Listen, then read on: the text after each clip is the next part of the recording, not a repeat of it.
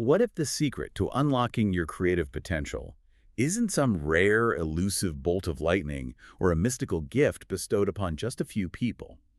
What if it's actually something you can cultivate, something you can develop and harness every single day? That's a really powerful starting point. Welcome back to the Deep Dive. Today, we're taking a deep dive into the fascinating world of creativity. We're drawing insights from quite a few sources, best-selling authors, psychological studies, you name it. And we're really going to challenge some of those long-held beliefs about where creativity actually comes from. The goal is to arm you with some actionable strategies, things you can actually use to spark and sustain your own creative fire. Exactly. Our mission today is to unpack the true nature of creativity, maybe debunk some common myths along the way, and show you that it's really a learnable habit. It's available to everyone. Right, regardless of whether you think of yourself as artistic or not. That label can be so limiting. Totally. Get ready to shift your perspective a bit and hopefully discover the creative power you already possess. Okay, let's get into it. We've all heard that, haven't we? Oh, they're just naturally creative, like it's baked into their DNA. Yeah, like a genetic lottery win. But our sources, they really push back against that idea right from the start. hmm So if creativity isn't just something you're born with, what does that actually mean for someone who maybe doesn't see themselves as creative? Well, it's a huge distinction, isn't it? Because that myth of innate talent can be incredibly limiting. You know, David Burkus, in The Myths of Creativity, he points directly at this. He brings up research, right? Yeah. Studies by psychologist Marvin Resnikoff. He looked at twins identical and fraternal. Now, if creativity was purely genetic, you'd expect identical twins who share all their DNA to be way more similar in their creative outputs than fraternal twins. Makes sense. But get this, the study showed no significantly higher similarity in creativity between identical twins. Wow. So genes aren't the whole story, not even close, maybe. Exactly. It strongly suggests that, your environment, things you learn, the effort you put in, they play a massive role, maybe even the dominant role. So it really shifts the focus. It's not just about what you are, but much more about what you do. Precisely. And Austin Kleon in Keep Going really nails this. He suggests we stop focusing on being a creative person, like defining yourself as a painter or a writer. Right, those nouns. Yeah, and focus instead on doing creative things, painting, writing, building, whatever it is. That feels liberating. You don't have to wait for some kind of official title. Totally. And it reminds you that the creative journey is, as he puts it, a never-ending circle. There's always another blank page, always another problem to solve. Doesn't matter how much experience or success you've had. Okay, so if it's about the doing, Yeah. what actually fuels that? What gets people started and keeps them going? Often it's this really intense internal drive. Developmental psychologist Ellen Winner calls it a rage to master, a subject someone's truly passionate about. A rage to master. That sounds pretty intense. It is. Think of Jacqueline Dupre, the cellist. Apparently, when she was just 4 years old, she heard a cello for the first time and just knew instantly, that is the sound I want to make. Wow.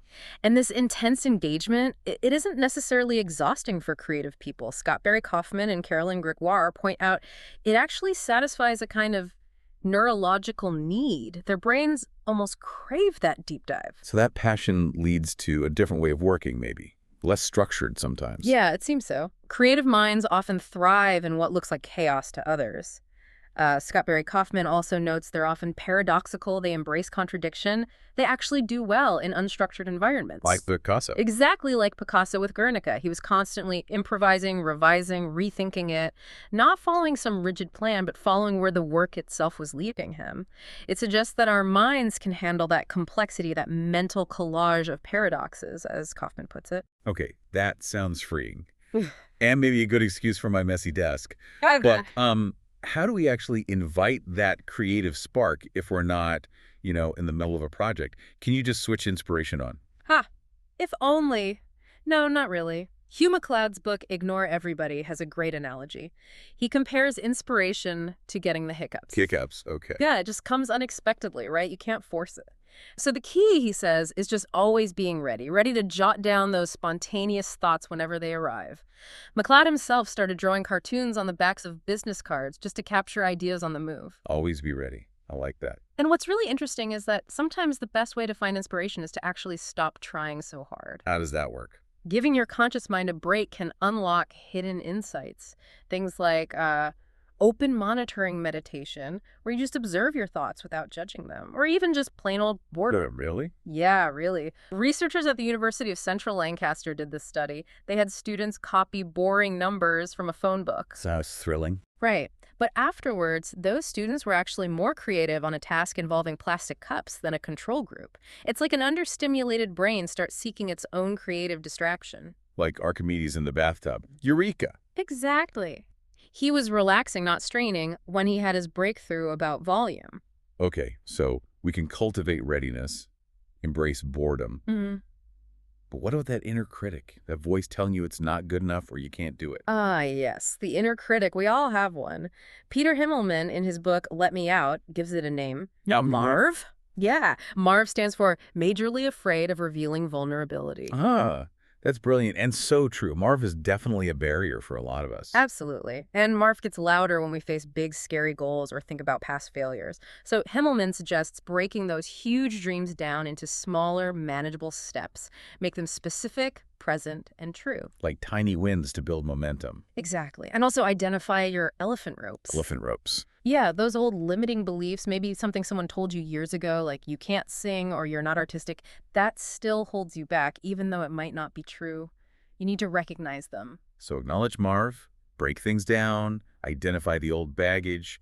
Anything else to disarm him? He suggests using brain bottle openers. These are like short-timed creative exercises, just quick bursts to snap you out of that negative headspace and simply start doing something. Okay, so we quiet Marv down, then what? How do we keep that creative flow going? A lot of it comes down to reconnecting with playfulness, that sort of childlike sense of exploration. Play, like actually playing. Yeah. Austin Kleon suggests trying things to detach yourself from the pressure of the outcome, like create something, a drawing, a piece of music, some writing, and then immediately destroy it. Ooh, that sounds hard. But I see the point. Detachment. Or even purposefully try to make something really bad, just lean into imperfection. If you're really stuck, Kleon suggests playing with actual kids, or even just getting some building blocks like the writer Lawrence Weschler does. It's about the process, not the product, at that stage. Exactly. Reconnecting with the joy of just making stuff without worrying if it's good or not. All right, that covers the inner game quite a bit. Mindset, passion, play. Now let's shift focus to the environment we create around ourselves. You mentioned routine earlier and how it might actually help creativity, which seems counterintuitive to many. It really does seem counterintuitive, doesn't it? But it's a powerful idea to unpack. Routine doesn't kill creativity, it frees it up. How so? Austin Kleon really emphasizes this. Establishing a regular work schedule means you show up for your work consistently. Doesn't matter if you feel super inspired or if it's just a trickle. So it removes the decision fatigue. Exactly. You automate the when and where. That frees up mental energy that you'd otherwise spend just deciding whether to start or procrastinating. Think about famous creators, Sylvia Plath writing early mornings, Franz Kafka late at night. Their routines protected their creative time. Precisely. Yeah. It allowed them to focus their energy on the actual content, not the logistics of fitting it in. And protecting that time often means protecting the space too, right? Both physical space and, I guess, digital space. Yeah. What's this concept of a Bliss Station? Ah, the Bliss Station. That's from Joseph Campbell. It's basically a sacred space could be a physical room, a corner, even just a dedicated time slot where you allow absolutely no disturbances. Sounds nice. Harder to achieve these days, maybe. Definitely harder. Which is why Kleon also talks about embracing airplane mode, not just literally on your phone, but as a state of mind. Disconnecting is vital. So turning off notifications, maybe avoiding the news first thing. Yeah, he specifically mentions taking a break from news, especially early in the day so you don't start feeling bummed out all the time. It frees up mental space for more positive influence. Srinivas Rao also really hammers this home. Cut out those constant distractions. Email, notifications, they kill deep focus. So this dedicated space, physical or mental, signals to your brain, okay, it's focus time now. That's the idea. It creates a boundary. Okay, back to the physical space for a sec. We joked about the messy desk. But is there actually something to that, beyond just making excuses for clutter? Well, yes, there seems to be.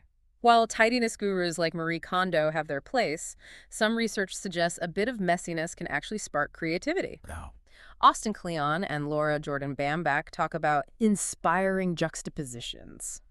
When things are a bit randomly strewn about, you might see connections you wouldn't otherwise. So not total chaos, but controlled chaos. Kind of. Your essential tools should probably be organized so you can find them, but a bit of visual noise from ongoing work or materials can apparently be beneficial. There are studies showing people actually produced more creative drawings when they were in messy rooms compared to tidy ones. Interesting. The brain finding patterns in unexpected arrangements. Seems like it. Now, one habit that seems incredibly simple, almost ancient, is just walking. So many great thinkers were walkers. What's going on there? Why is walking so good for creativity? It's remarkably effective, and multiple sources back this up. Kleon, Bambach, Kaufman. Physically, walking increases blood flow to the brain, which helps cognitive function. That's pretty straightforward. Okay, makes sense. But mentally, it offers solitude, a gentle rhythm that seems to free up the mind for what psychologists call associative thinking, making new connections. Like letting your mind wander while your body moves. Exactly. Think of those Parisian flâneurs Baudelaire wrote about, just wandering and observing the city. Walking helps you clear your head, step away from the screen, and notice, as Kleon says, the magical elements hidden inside the mundane. It's like a moving meditation. I should definitely walk more. Now, we often picture the lone genius, but creativity rarely happens in total isolation, does it? No, that's largely another myth. Thomas Edison is famous for the light bulb, but it came from his diverse team, his muckers, working together. Collaboration. Absolutely. Companies like Gore, the Gore-Tex people, actively encourage innovation from anyone in the company and see huge benefits. Eric Weiner talks about how diverse networks, even weak ties, people you don't know well, from different fields can offer fresh perspectives and crucial feedback. Think Silicon Valley's early days. So connecting with different kinds of people is key. Definitely. It prevents groupthink and sparks new combinations of ideas. Okay, this next one feels counterintuitive again. Constraints. How can limitations possibly enhance creativity? It's a fascinating paradox, right? But think about it. Strict forms like Japanese haikus or sonnets, the rules force poets to be incredibly inventive with language. Okay, I see that. The limits force ingenuity. Exactly. Tina Seelig gives a great example in her book, Ingenious. The coconut shell is used for horsehoof sounds in Monty Python and the Holy Grail. Oh yeah, classic. That wasn't some artistic choice they made because they loved coconuts. It was because they didn't have the budget for actual horses. The constraint forced a brilliant, memorable solution. Limits make you think outside the box because the standard box is closed off. That makes perfect sense. It forces you to find a different path. Right. Narrows the focus, but broadens the ingenuity. And finally, something maybe easily overlooked but fundamental, our physical health. How does taking care of our bodies connect to creativity? It's absolutely crucial. Srinivas Rao really highlights this. Sleep, for one. Getting enough sleep is vital. Dreams themselves can be sources of inspiration. You can even try posing a question to your subconscious before sleeping. Yeah, some people find that helpful. Diet matters too. Things like omega-3s, B vitamins, they fuel your brain, and regular exercise. It boosts cognitive power, mental clarity, and can even help generate new brain cells. Plus, exercise often provides that perfect solitude for thinking. So a healthy body really does support a healthy creative mind. The basics matter. They're the foundation, really. You can't expect peak creativity if you're exhausted or running on fumes. Okay, so we've covered the inner game and the environment. Now let's talk about the creative journey itself. The challenges, how ideas evolve, the impact. Let's start with originality. It seems the pressure to be 100% original is misplaced. Largely, yes. That's another myth that can be paralyzing. Laura Jordan Bamback puts it nicely. Creativity is often about adding your own twist to things that already exist. Like remixing or combining things. Exactly. Think about the cheeseburger. Apparently, it was a marketing idea combining two existing things, cheese and hamburgers. Simple, but brilliant. Or Velcro George de Mistral got the idea by looking at burrs stuck to his dog's fur after a walk. He observed something existing and applied it in a new way. So it's more about connection and transformation than creation from nothing. Precisely. Seeing possibilities in what's already around you. And if you're putting things out there, connecting ideas, you're inevitably going to face, failure. We here embrace failure all the time. But why is it actually so hard for us?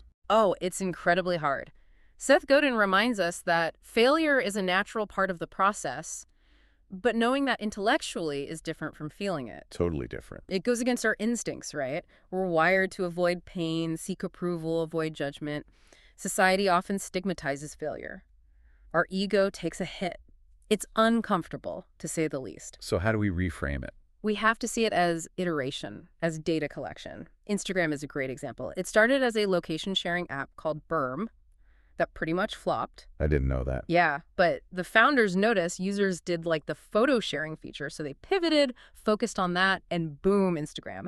That initial failure provided the crucial insight. Edison and the light bulb filament too, right? Yeah. Thousands of tries. Exactly. He famously said, "I have not failed. I've just found 10,000 ways that won't work." It's about persistence and learning from what doesn't work, reframing failure as feedback. Okay, but this journey, especially with potential failure, can put a lot of pressure on your passion. How do you Right. protect that, Okay. especially if you're trying to make a living from creative work? That's a really important point. Austin Kleon offers some very practical advice here.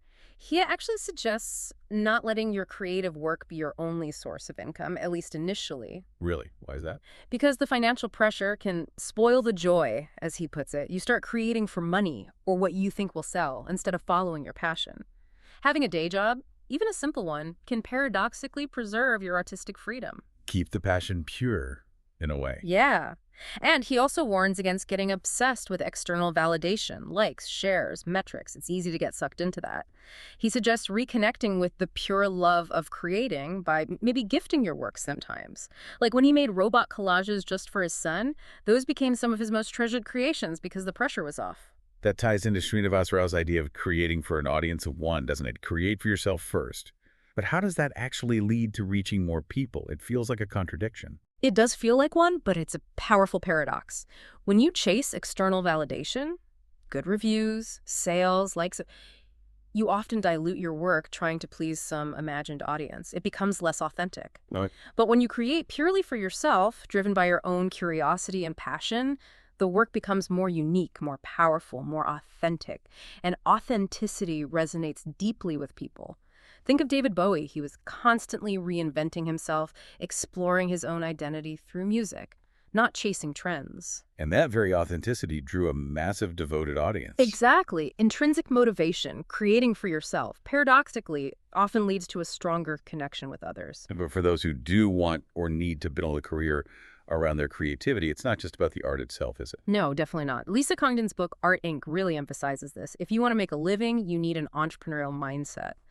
Meaning, you need to define your artistic vision, sure, but also handle the practical stuff, finances, taxes, maybe permits.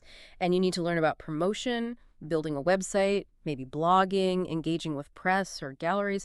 It's about building a sustainable business around your passion. So the artist as business owner. In many cases, yes. You can't just wait to be discovered. You often have to build the platform yourself. And a lot of that success seems to come back to observation, noticing opportunities. Absolutely. Seth Godin says, being creative is about engaging with the world rather than constantly thinking about it.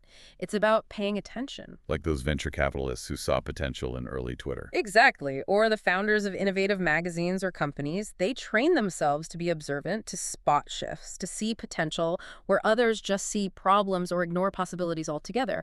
Active engagement, constant observation, that's where many breakthroughs start. Okay, one final crucial point from Austin Kleon. It feels like a counterweight to all the keep going, persist advice. When is it okay to stop? Yes, this is so important. While persistence is vital, Kleon makes a critical point. If your creative work is consistently making you or other people miserable, it might actually be time to step away. That's a tough call to make, especially after investing so much time and energy. It is incredibly tough. But as he reminds us, the ultimate purpose of creative work should be to make our lives better, not to sacrifice your well-being, your health, or your relationships for it. The tortured artist trope isn't necessarily healthy or desirable. Not at all. The world, Kleon argues, needs good friends, good parents, good citizens, more than it needs another tortured artist. It's about finding a sustainable balance, recognizing that your well-being underpins everything else. Wow. Okay, that brings us through quite a journey. We've really dug into the landscape of creativity. It seems clear it's not some mystical gift. Not at all. It's much more like a habit, a skill, something shaped by your mindset, the environment you deliberately cultivate, and your willingness to navigate the ups and downs of the journey. And the power to influence all of that lies within you. You can shape your creative flow and produce work that feels meaningful. You really don't need to wait for that lightning bolt of genius or the perfect setup. Your creative potential is right there, waiting to be nurtured. It starts with small, consistent actions. And maybe a shift in perspective. Definitely. So here's a final thought for you to ponder. If we know that creative breakthroughs often involve making surprising links between things that already existed, and we understand the power of playfulness, observation, maybe even a bit of messiness. What connections are waiting in your world? Right. What two seemingly unrelated, maybe even ordinary elements of your daily life could you intentionally combine this week? Or just look at differently? What surprising link could you make to spark a genuinely fresh idea, or even just a new experience for yourself? What's waiting to be connected?